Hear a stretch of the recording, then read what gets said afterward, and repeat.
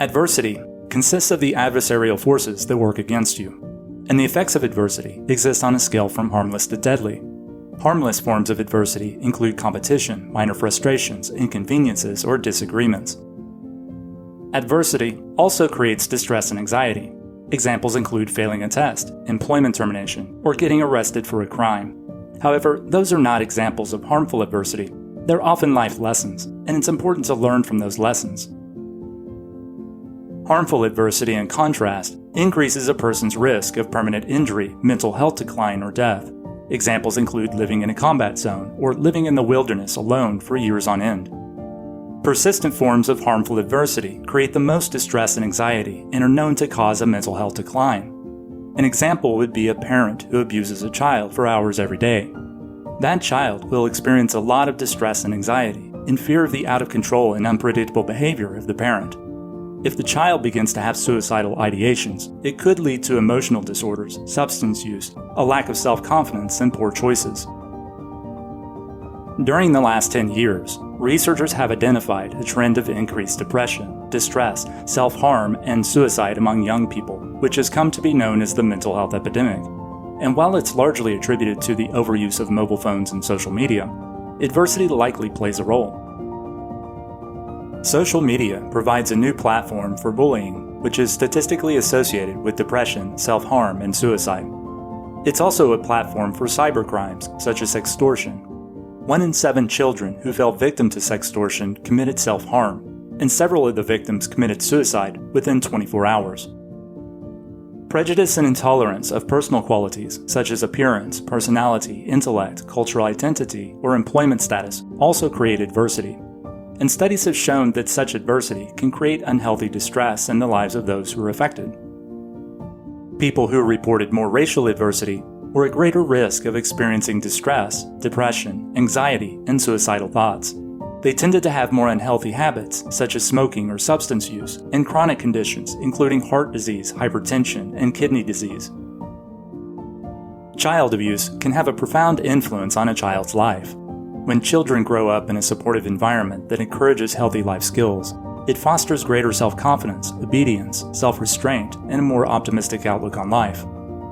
But when parents are careless, hostile, or abusive toward their children and fail to provide any positive reinforcement, it fosters resentment and rebellion and discourages healthy growth and development, and that can change the child's thinking, expectations, and life choices. It could prevent the child from developing healthy emotional bonds, increase violence or suicidal thinking, or have other negative repercussions. Studies going back to the late 1990s have shown that a greater number of adverse childhood experiences increases the number of risk factors for the leading causes of adult deaths. Adverse childhood experiences include physical abuse, emotional abuse, sexual abuse, or neglect. They include various forms of household dysfunction, including mental illness, substance abuse, parental incarceration, and divorce. And having more than 4 adverse childhood experiences statistically increased a person's risk of alcoholism, drug abuse, depression, suicide, and other unhealthy conditions. In 2015, JAMA Pediatrics in the state of Wisconsin conducted a study that compared people who reported more adverse childhood experiences with those who reported more positive childhood experiences. Positive childhood experiences consist of experiences such as talking to family about difficult topics, feeling supported by friends and family, participating in community activities, feeling a sense of belonging in school, and feeling safe at home. Adults who reported more positive childhood experiences before the age of 18 had fewer instances of mental and physical health problems, and individuals who recalled more adverse childhood experiences had, quote, changes in brain anatomy, gene expression, and delays in social, emotional, physical, and cognitive development lasting into adulthood, end quote. This led researchers to conclude that more attention needs to be given to creating positive experiences for children in the community to foster better resilience and healthier life outcomes. Abuse occurs for many reasons.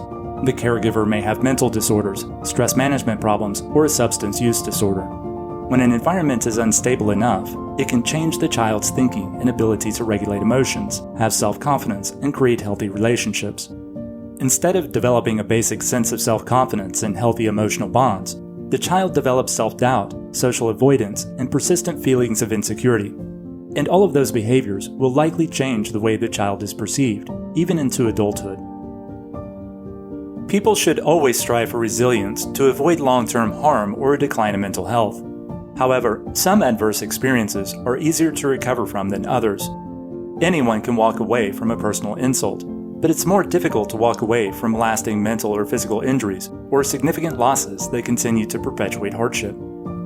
Frequent harmful adversity creates chronic distress and anxiety that alters thinking patterns, motivates unhealthy habits, and causes a decline in mental health. And it may take a little more time to break those unhealthy habits.